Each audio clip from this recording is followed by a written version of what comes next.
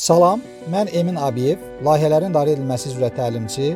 Bu videoda sizə layihə tələblərinin toplanılması görüşləri barəsində danışacağım. Birinci haqqında danışacağım görüş təkbətək müsahibələr adlanır. Bu görüşdə layihə meneceri lazımlı informasiyanın əldə edilməsi ilə bağlı hər hansı mütəxəssislə təkbətək görüşür.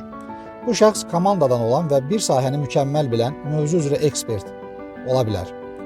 Layihənin həm planlanmasında, həm də icrası boyu sahə üzrə mütəxəssislərin fikirlərinə həmişə ehtiyac vardır.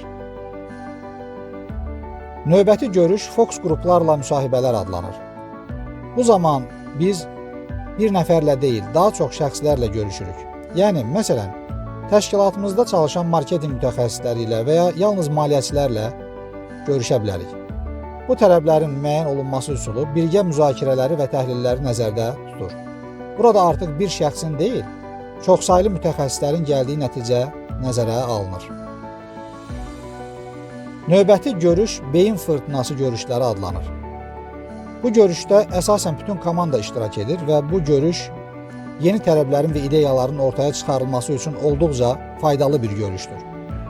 Bu görüş xüsusilə hamının sərbəst fikir söyləməsi və kollaborativ müzakirələrlə xarakterizə olunur. Təcrübədə bu görüşün free for all, yəni hamının tam sərbəst olduğu və quiet writing, yəni hamının ilk əvvəl bütün ideyalarını yazdığı, sonra isə müzakirə etdikləri iki növü geniş yayılmışdır. Sonuncu haqqında danışacağım görüş stakeholderlarla görüşlər adlanır.